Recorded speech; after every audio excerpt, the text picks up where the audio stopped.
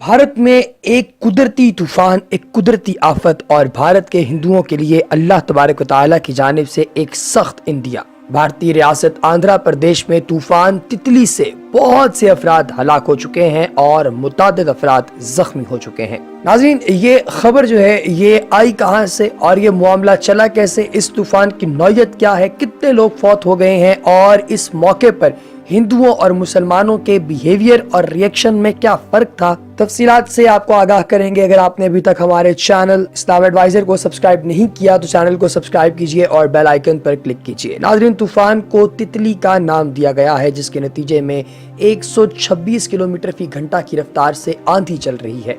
मुतादिद अजला में मूसलाधार बारिशें हो रही हैं, जबकि सैलाब का भी खतरा है।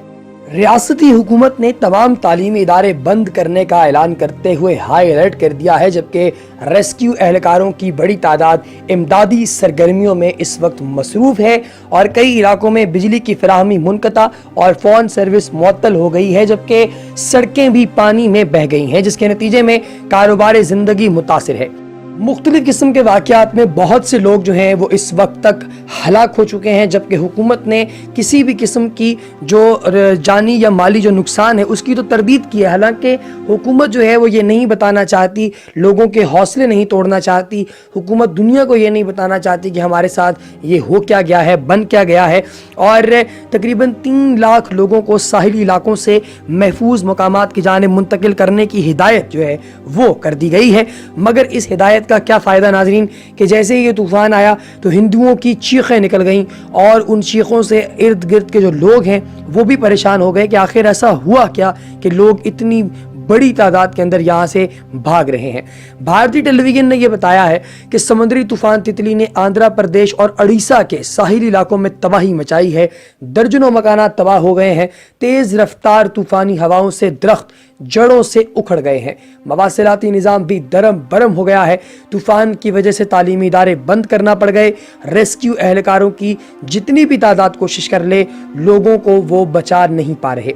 ये खलीज बंगाल में बनने वाला समुद्री तूफान है और ये रियासत उड़ीसा के साहिल से जब टकराया तो इसकी जो रफ्तार है वो 150 किलोमीटर फी घंटा थी। मुख्तलिफ हादसात में मुख्तलिफ लोग शहीद हो गए। हम उसे शहीद इसलिए कहेंगे क्योंकि वो कुदरती आफत के नतीजे में हुए, अगर वो मुसलमान थे। और बहुत से जो हिंदू हैं वो भी वहाँ पर चीखों पुकार करते हुए मौत के घाट उतरे। वज़ीर आज़म नरेंद्र मोदी ने दोनों रियासतों के वज़राए आला को हिदायत की कि इमदादी कामों को तेज़ किया जाए। मगर नाज़रीन, इमदादी काम कितने तेज़ होंगे, क्योंकि ये मामला बहुत ज़्यादा ख़राब हो चुका है और वहाँ पर जो रियासत है उसके पास इतने ना तो वसाइल हैं और ना ही रियासत के पास कोई हेलीकॉप्टर्स वगैरह हैं जिनके ज़रिए वो आम आवाम को दुरुस्त कर सके या आम आवाम के मसाइल को माजिद के साथ ठीक कर सके।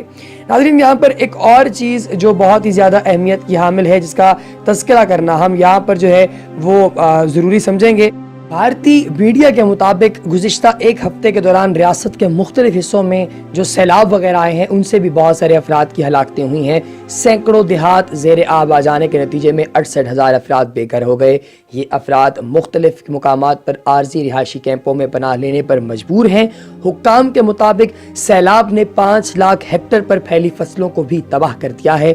इधर रियासती महकमा मौसमियात ने आइंदा दिनों में इलाके में मज़ीद बारिशों की पेश गोई की है और नशेबी इलाकों के तमाम मकीनों को मशवरा दिया है कि वो हंगामी तौर पर कायम करदा आर्जी रिहाइश गाहों में जो है वो अपने आप को ले जाकर वहाँ पर पनाह ले लें और तब तक बाहर न निकलें जब तक सरकार उन्हें बाहर निकलने की इजाज़त नहीं देती। नाज़रीन, इस सारे सिनारियो के अंदर अगर गौर किया जाए तो ये वो ही हिंदू लोग हैं जो कि अल्लाह तबारक व तआला की वहदानियत जो है उसके ऊपर एतराज़ करते थे। ये वही लोग हैं जिन लोगों ने खुदाए बुजुर्गवार के साथ शिरक किया। जब ये मामलात उठे तो इन लोगों ने फौरी तौर पर चीखों पुकार करना शुरू कर दी, मगर तब तक बहुत ही ज़्यादा देर हो चुकी थी। मसला उसका बुनियादी ये था कि इन लोगों ने उस वक्त खड़े होना मुनासिब नहीं समझा جب واقعتاً ضرورت تھی اور جب واقعتاً ان کی بات کنسیڈر ہوتی، ان کی بات مانی جاتی، سنی جاتی، تب یہ لوگ جو ہیں وہ اپنی اکڑ کے اندر تھے، تب شرک اور مشرکانہ حرکات ان کی ختم نہیں ہوتی تھیں، اور جب ان کے اوپر عذاب آیا ہے تو فوری طور پر چیخ و پکار کرنا انہوں نے ہمیشہ کی طرح اپنے اس روش کو اختیار کرتے ہوئے شروع کر دیا ہے۔ ناظرین، آپ کو یہ بھی معلوم ہوگا کہ یہ کوئی پہلی دفعہ نہیں ہے کہ ان لوگوں کو کوئی جھٹکا دے کر یہ بتایا گیا ہو کہ بھائی آپ غلط راستے پر چل رہے ہیں۔ ان لوگوں کو اس سے پہلے بھی اگر آپ کو یاد ہو تو پھیلن طوفان آیا تھا جو بھارت، تھائی لینڈ اور میانمار میں اکتوبر 2014 کو برپا ہوا تھا۔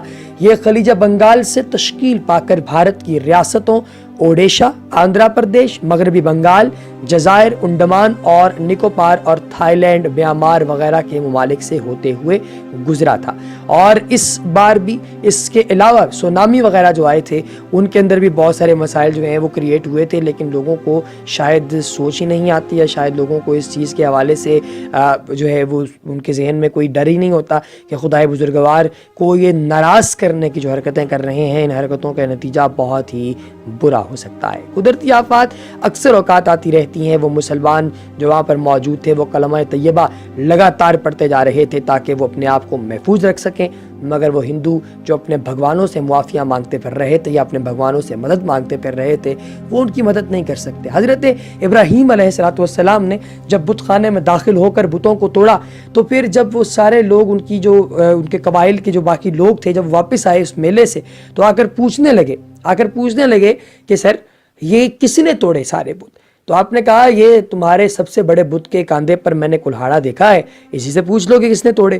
تو وہ آگے سے کہنے لگے کہ آپ تو جانتے ہیں کہ یہ بت ہیں، یہ نہ تو موومنٹ کرتے ہیں، نہ چلتے ہیں، نہ پھرتے ہیں، نہ کھاتے ہیں، نہ پیتے ہیں، نہ بولتے ہیں، نہ سنتے ہیں، تو ہم ان سے کیسے بات کریں؟ آپ نے کہا کہ جب یہ کچھ نہیں کر سکتے تو تم انہیں کیوں پوچھتے ہو؟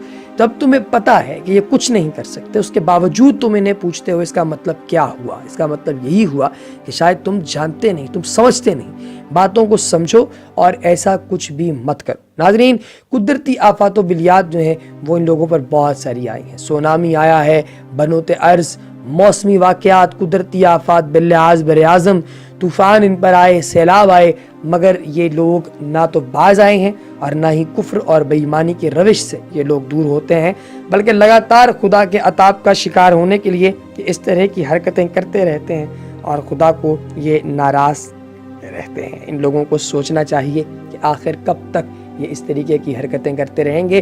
اللہ پاک سے معافی مانگنی چاہیے۔ خدائے بزرگوار جب کسی قوم سے ناراض ہوتا ہے تو انہیں اسی طریقے کے مسائل میں الجھا دیتا ہے۔ جب وہ خدا سے دور ہوتے ہیں تو پھر کچھ نہ کچھ ایسا ان کی زندگی میں ضرور آتا ہے کہ انہیں دوبارہ خدائے بزرگوار کے حضور آ کر پیش ہونا پڑتا ہے، انہیں خدا سے معافی مانگنی پڑتی ہے، ایسا ضرور ہوتا ہے۔ تو کیا ہی اچھا ہو کہ اگر لوگ اس طرح کی کوئی بھی برائی نہ کریں اور اللہ پاک سے دم دم کے ساتھ معافی مانگتے رہیں، اور ساتھ ہی ساتھ انہوں یہ بھی کہتے رہیں کہ اے اللہ پاک تو ہمیں معاف فرما۔ ہم لوگ بہت ہی گنہگار ہیں، ہم نے اپنی جانوں پر ظلم کیا ہے اور ہم لوگ تجھ سے ہی مدد مانگتے ہیں، تیری ہی خاطر یا اللہ ہم سجدے دیتے ہیں، میرے مالک تو ہی ہمیں معاف کر۔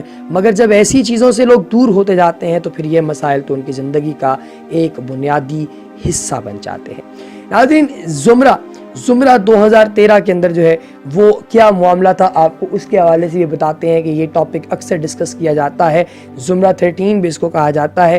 اس زمرہ 13 کے اندر مختلف ممالک کے اندر جو ہیں ان کے مختلف جو اوشنز ہیں ان کے اندر سیلاب برپا ہوئے، اور یہ سارے کے سارے سیلاب جا کر ان لوگوں کی زمینوں کے ساتھ ٹکرائے اور ان لوگوں کو ہوش دلائی کہ آخر تم لوگ کر کیا رہے ہو، تمہاری زندگیوں کا دار و مدار جس ذات پر ہونا چاہیے اس پر نہیں ہے، یہ کہیں اور جا رہا ہے، معاملہ یہ کیوں جا رہا ہے، آخر اس کا حل کب پاسبل ہوگا اور کب تم لوگوں کو عقل آئے گی جب تم اللہ پاک سے معافی مانگو۔ ناظرین، یاد رکھیے گا کہ وہ لوگ جو اللہ پر توکل کرتے ہیں خدائے بزرگوار انہیں اپنا دوست بنا لیتا ہے۔ الا ان اولیاء اللہ لا خوف علیہم ولا هم یحزنون، کہ جو اللہ کے دوست ہیں انہیں نہ تو کوئی ڈر ہے نہ کوئی خوف ہے۔ کیوں؟ کیونکہ وہ دنیا کی سب سے بڑی طاقت، سپریم پاور، سپر پاور جو پوری کائنات کی ہے، اللہ کی ذات، وہ اس پر بھروسہ رکھتے ہیں۔ اللہ کے پیارے رسول حضرت محمد مصطفیٰ صلی اللہ علیہ وآلہ وسلم نے فرمایا کہ اللہ کے نیک بندوں کی بصارت سے ڈرو، ان کی فراست سے ڈرو، کیونکہ وہ اللہ کے نور سے دیکھتا ہے۔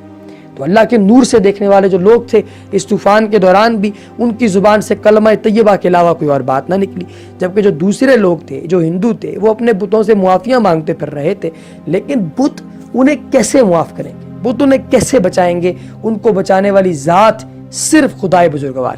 تو ناظرین، اللہ پاک سے دم دم کے ساتھ معافی مانگنی چاہیے، اپنے گناہوں کا کفارہ ادا کرنا چاہیے، اور اس خوبصورت انفارمیشن کو اپنے دوست احباب کے ساتھ بھی شیئر کیجئے۔ دیکھتے رہیے اسلام ایڈوائزر۔